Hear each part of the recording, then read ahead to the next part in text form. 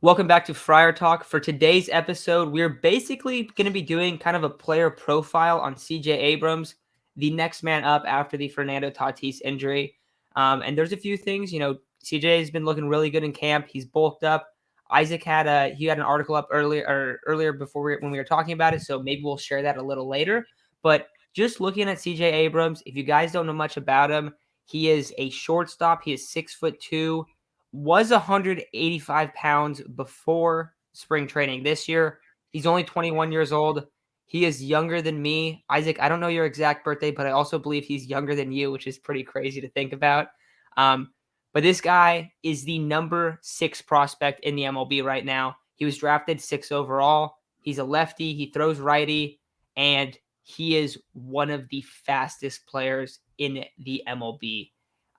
And will be when he's actually in baseball. But out of any organization, he is one of the fastest players. I mean, probably like Billy Hamilton and maybe a couple guys are faster than him. But this is a dude that can legitimately steal 30, 40 bags consistently a year. He is the ultimate leadoff hitter. He is a plus hitter. He has average power, pretty good fielder. He's a natural shortstop. He can play second base. He has a plus arm, plus fielding. Like just really, really good.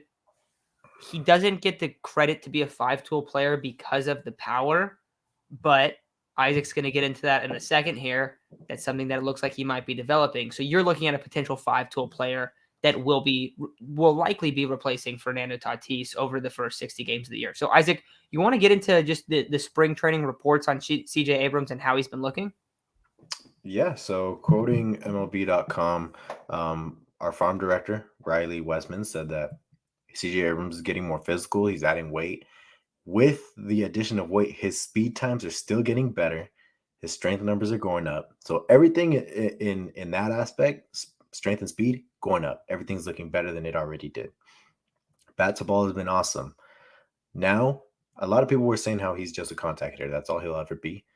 People were saying that. I think people took into account like, oh, he's probably not going to be a power hitter because of his frame. Well, now they're saying that there's strength behind the contact he's making. There's more carry to the ball. He said some of that stuff, it can look pretty, but it's just a fly out. Now he's over on field 3 and the balls are leaving the yard. The balls are leaving the yard now. So, I mean, that's a pretty big development considering you didn't think you were going to get that out of CJ Abrams. I think people didn't take into account he was like 20 when he got hurt. I mean, of course, he's not going to have that much power at that age, especially with his frame. But with maturity, with him maturing, with the resources the Padres are going to provide to bulk him up and get his performance to the top level, he's going to be. I think he's going to be a fantastic player. One thing I will note is that Matt and I both think that CJ Abrams is the best option to fill in for Fernando. I think when your shortstop goes down, it sure feels a hell of a lot better knowing your top prospect is also a shortstop. Now, I'm not going to guarantee he's going to start there to start the season. I mentioned I think it's going to be a battle between Ha-Seong Kim and CJ Abrams. Now, even if CJ Abrams wins, it's likely we still might see Ha-Seong Kim get the start at shortstop or second base if they want to move Jake over. That's actually what AJ Cassavell said. Go read his article. I just read it right now. Really good. He was stating that it's a big opportunity right now for Ha-Seong Kim. So for what we know, he might be first man up. And that's okay. He was a 2-WAR player last year with atrocious. Okay, I'm not going to say atrocious. That's a little mean, but pretty bad plate numbers. 662 OPS, and that's obviously not what we want to see out of a guy that had a lot of hype out of what the KBO, right? Dude, I always forget it's the KBO. That's not what we want to see. Second year though, he's kind of the same situation. He's gotten bigger. I don't know about speed. He's never been a speed demon, but amazing defense. Hopefully he's able to, make up and for his offensive production last year, and hopefully he's able to do that this year. Produce offensively. But with that being said, yes, it's an opportunity for Ha-Seong Kim. He will get a good majority of reps. However, it shouldn't be ruled out that your top prospect, who was supposed to be ready by this year, gets ready. Now, I know what we're going to get in the comments already. He's only played this many games in AA, this and that. Fernando played 88, I believe it was in AA. So not that many. He played a lot more in single A and rookie ball. But I actually had his stats up earlier for Fernando. Let me see if I still have them up. Really quick though. So San Antonio Double A, he played 88 games. In Amarillo, he played 90 games. And then, of course, he's played for the Estrellas in the Dominican. Got a lot of playing time there, of course. So, yes, he had some more experience, but Fernando also went down with an injury, I believe, before he came up and made his debut. It's not like AJ Preller has been shy about bringing guys up early. I think Fernando's literally the perfect example. He brought Fernando up to start the season. He didn't wait. He didn't say we'll see down the road. He brought him up early, and it paid. It paid huge dividends because that team was pretty bad. And who got them that far to the point where they were even in it at the All-Star break? Fernando did.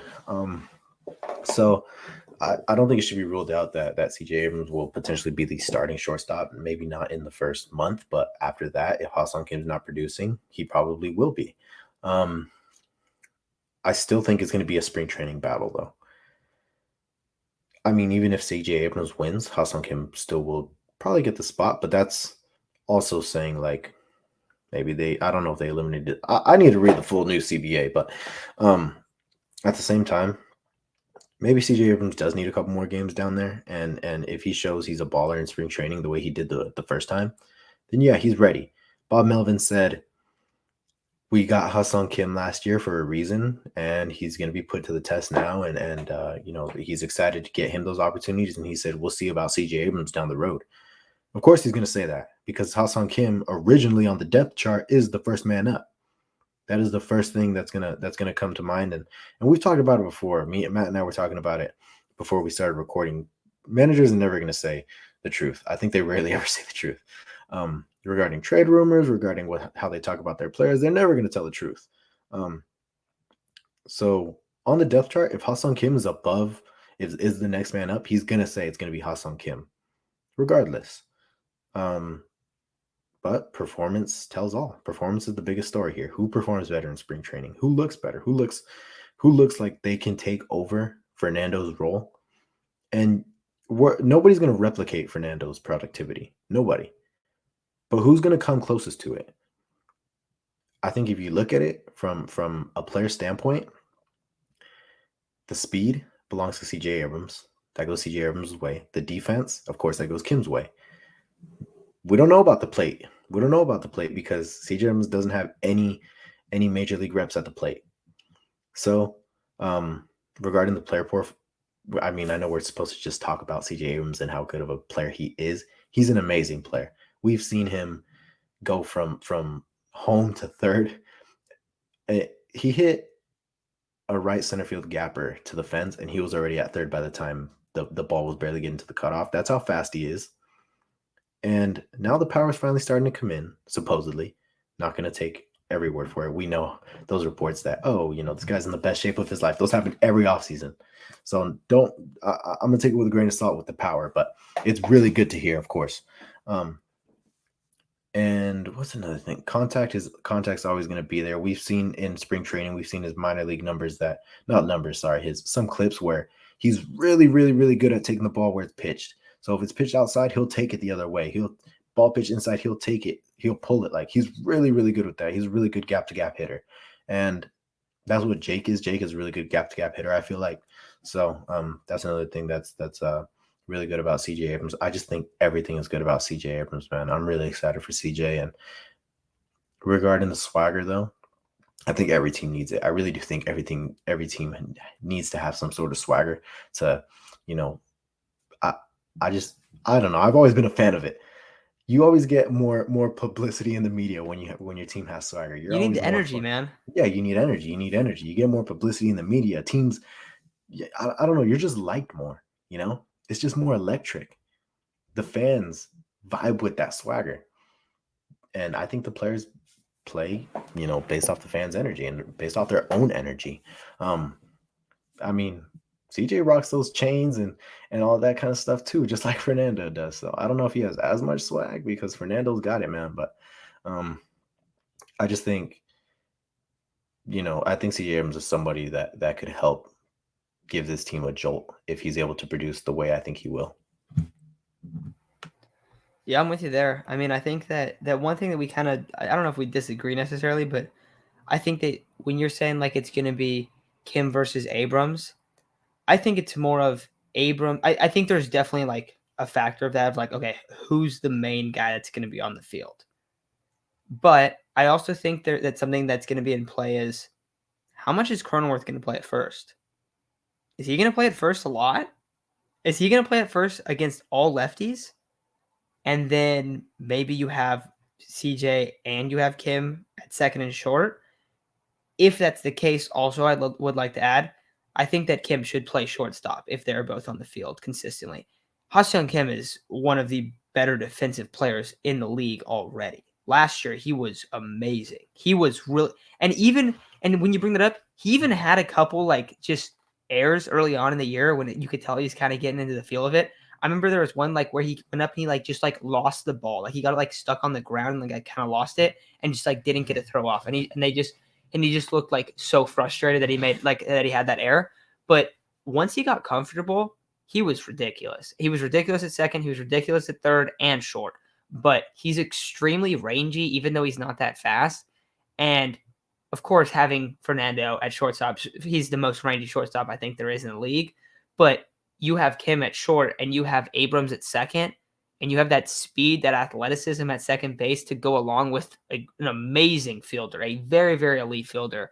I think you get a lot of it, and I think the value of your infield goes up so much. So I do think that it's going to be more of like for playing time. I think not like because I do think that CJ could beat out Ha-Seong Kim, and maybe it wouldn't be like he would start right away, but it could be like, okay, like he's right there. Like he might be 21 years old, but he's gonna probably get some playing time. And if he looks good when he gets reps, if he starts the year in the MLB, then he'll overcome that spot.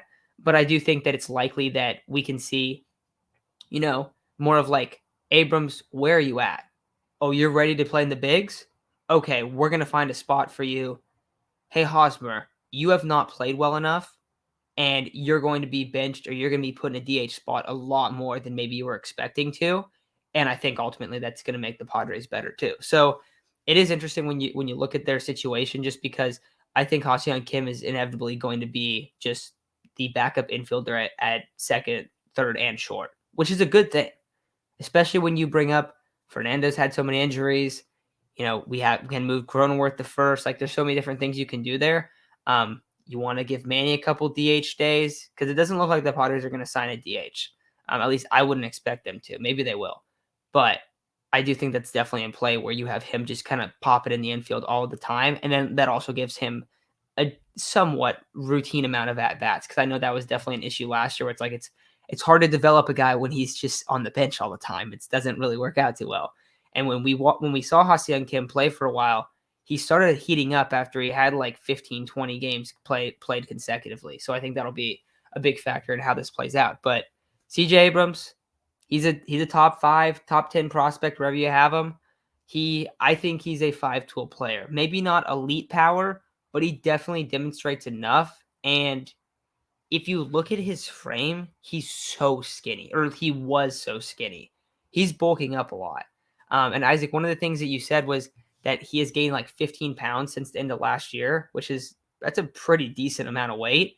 And the other thing that I remember you brought up, like physically wise, was that the big thing that was like kind of the shocking part was he added this weight, but he didn't lose speed. He said he looks even faster, which is very, very encouraging, because if you look at CJ Abrams and you just look at the athletic profile that he has, he's like almost like an Olympian level athlete. Like that's how good of an athlete he is. He's not just like, because I think that we see that a lot with a lot of baseball players. Like there's a lot of baseball players that might not be like pro athlete type, like looking guys.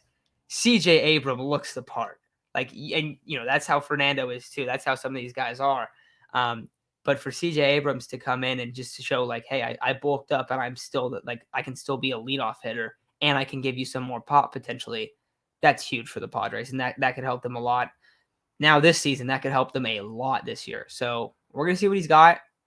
I think he's very clearly the number one person to watch in spring training. I think number 2 is probably Mackenzie Gore, and there's gonna be some other guys that throughout the spring. But I mean, all eyes are on CJ Abrams now, and for anyone to have pressure at 21 years old, he probably has quite a bit actually right now to kind of not fill the shoes completely, but to potentially replace Fernando Tatis Jr., which is you're gonna have your work cut out for you doing that one. But that's all I got for CJ. Anything else you want to add, Isaac, before we take off? Yeah, man. Regarding Ha-Seong Kim and CJ Abrams, I want to point out what AJ Cass, and again, go ahead and read AJ Cassavell's article. Really good. Ha-Seong Kim said that one of the biggest strides he's made in the offseason was, what I think Chase, Matt, and I can all come to a consensus. This was his biggest issue, facing velocity. That was addressed in the offseason. He said that he's been mainly working on catching up to pitchers' velocity. He said he's made some big strides in that. He said, if I get consistent playing time, I'm confident I'm going to start hitting, put up good numbers. Defense, I can play consistently. I know that. I believe in my defense. When it comes to hitting, if I get consistent playing time, if I work hard, I know I can do well. So, telltale sign, he's been working on his velocity, and now he's when you have confidence at the plate against anyone that you face, it's a lot easier to go up there and put up numbers compared to when he's coming from the KBO. He knows nothing about actual MLB competition, and he goes up and he sees a 100-mile-per-hour fastball and he gets gassed. Like, now he knows. And though Ha-Seong Kim is not technically a prospect per se, I consider him a prospect because he's still, only in his second year in the MLB. If there was an opportunity to send him down to the minor leagues last year, I'm sure the Padres would have done it. I mean, just to get him more at-bats, because he wasn't getting a lot. So, I don't think it's a bad situation to be in. Yes, it sucks you lost Fernando, and we talked about that in the last one, so I don't want to talk about it too much right now because it's pain. But it's a good spot to be in. I think obviously your top prospect is a shortstop. That's amazing. And then this guy who got a lot of hype coming from the KBOs also came over as a second base, shortstop, third base. He honestly plays everywhere. That's fantastic. But, next man up. Always going to be next man up. And that was the case for the Padres last year. It didn't work out for them, but that was just because there was like 10 next man ups. so there's one next man up right now. It's different when you have like high-profile international players and prospects as your next man up, and instead of Jake Arrieta and Vince Velasquez. Yeah. Yeah, man, I completely agree. But right now, of course, everything out of spring training is going to be encouraging. You see that with every team, but that's all we can say is that things have been encouraging for both CJ Abrams and Ha-Seong Kim. We never know what's going to happen. Plans can change immediately. We could see Jay Cronenworth play short. We saw that a lot last year. We could see Kim playing short. We could see Kim playing second. We don't know what's going to happen, but I mean, I still think there's reason to be excited. Even CJ Abrams is throwing even a little harder than he used to. And I don't know, for those who've watched for a long time, we pointed out many times, he already threw 93 to 96 across the diamond. He's throwing even harder than that now. So, I mean, there's a lot of things to take. There's a lot of stock to buy in CJ Abrams right now. Very exciting for him.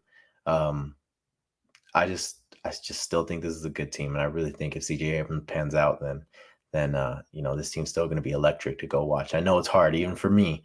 It's hard for me to want to go to Petco Park and not see Fernando Tatis Jr. It's really hard, but I think there's still reason to go if CJ Abrams or even Mackenzie Gore pans out. So stay excited, man. Stay optimistic, because it's a long season. If we're even in it by the time Fernando comes back and even one of these guys pans out, things are looking a lot better, because let's be real, things are looking bleak.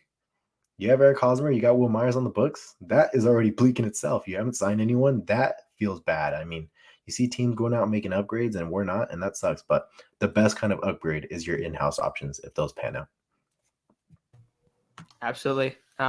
We'll see how it all works out. I think you look at this, and I think, you talk about being optimistic, but, you look at this spot and you go, well, yeah, it might be pretty rough to start the season, but this is also something where the best team does not win every year in baseball. The best team does not win every year in almost every single sport.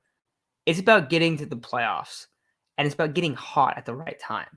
If you get Fernando back and you get Ha-Seong Kim, CJ Abrams, those at-bats, and they're contributors by the time that part of the season rolls around, and you have a deep infield, you have potentially, I don't know who really would move to the outfield in that spot. I don't know. Maybe you have like DH options now. Potentially, if you want to put Fernando at DH for a while, you want to put Manny there. Like I said, you want to put CJ there, maybe even a little bit. Like you have different guys that you can bring in as hitters, and you have some more depth that can end up helping them in the long run. Which is it's a one thing to think about when your superstar player goes down, because of course it hurts more than it helps, but it can provide that. And so maybe, you see one of these guys really take off this year, and then it's like, hey, Fernando's going to be great. Fernando's going to be, the superstar when he comes back. But now we got this guy that can come and fill in at second base, and now Cronenworth can move to first, and it's not like a loss of like who's going to be our second baseman. And it's not like it's Ha-Seong Kim where he had like barely over a 600 OPS. It's him with a full year of preparation to go against MLB pitching. It looks a lot different. Or it's CJ Abrams, your top end prospect that's balling out. So we'll see how it works out. But I think you're right. There's reason to be optimistic. And the Padres might struggle a little bit early on in the year, but it's about how you finish. And if they can finish hot and they can get these guys clicking, then that's all that really matters. I mean, you got an expanded playoffs. You can make it there.